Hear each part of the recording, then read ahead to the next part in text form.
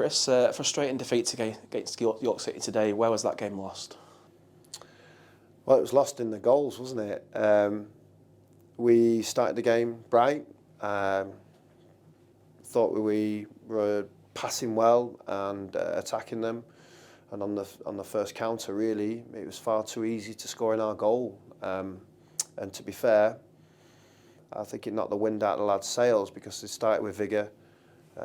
Obviously, we'd not tested the goalkeeper too much before their first goal, but we were definitely on top. But the goal just suited then their tactics and the style of the game.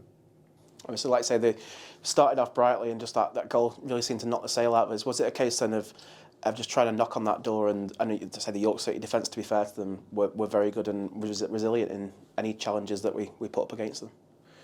Well, they were good and they stood strong, but we saw, we had most of the game. You could debate whether Nelson's fouled or not in regards to the second goal when we regained it, but in respect to relying on others, we should take more charge of that. And we didn't, so we had two counters, three, because one of their boys put the ball over the back of the bar, didn't he? So he got in 3 times on counter-attacks where we had the ascendancy in the majority of the football match. So we've got to ask more questions of the back line. We've got to get in the harder areas to get into quicker. Just felt like we weren't quite right doing that today. But in terms of the lads' efforts and their attitudes to try and get that goal, you could see that they were pushing, but we weren't quite right and making the decision in that last third. I've just had a quick look at stuff, and we got in the last third 50 odd times, and obviously York, I think it was around 25 to 29, something like that. But they've had more they've had a lot out of not a lot. We had a lot of average bits without the better bits in it.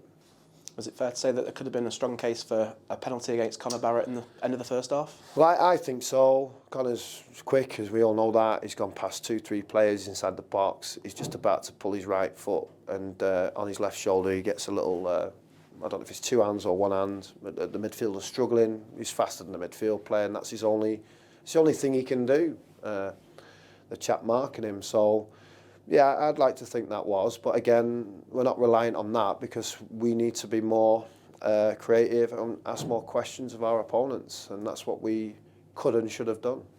One of the changes today was enforced. Obviously, Josh Kay missed out through suspension. Was it fair to say that we missed a bit of the energy and a bit of the strength and possession pace that he gives us? Yeah, Josh is a firework as well in personality. So he's a spark and he stimulates. He's like a bouncy ball. He comes in, he's lively, and his actions are like that. He plays how he represents himself as a person. He has good quality as well. So of course, and it's opportunity for others to play, but we should have dynamically ran at them and got in off the ball on the back of them more often.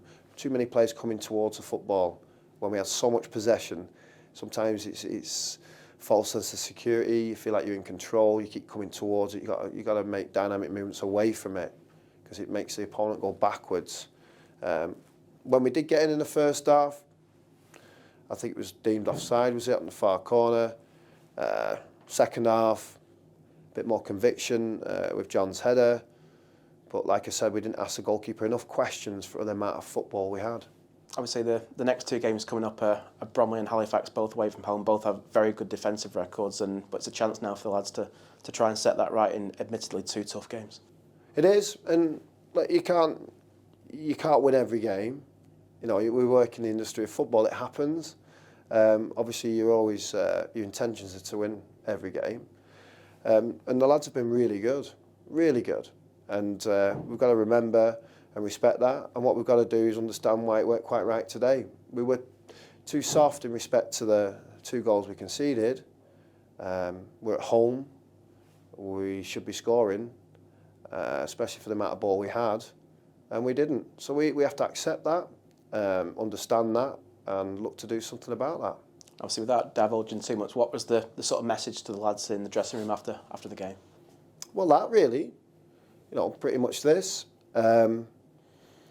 we quickly went through the goals, to be honest with you, showed them, and we'll have more discussion Monday.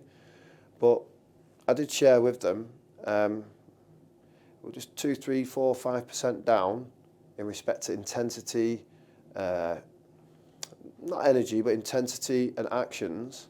You know, and if you add that up in 3, 4 players, it soon mounts up to a bigger number, and that's what it felt like a little bit.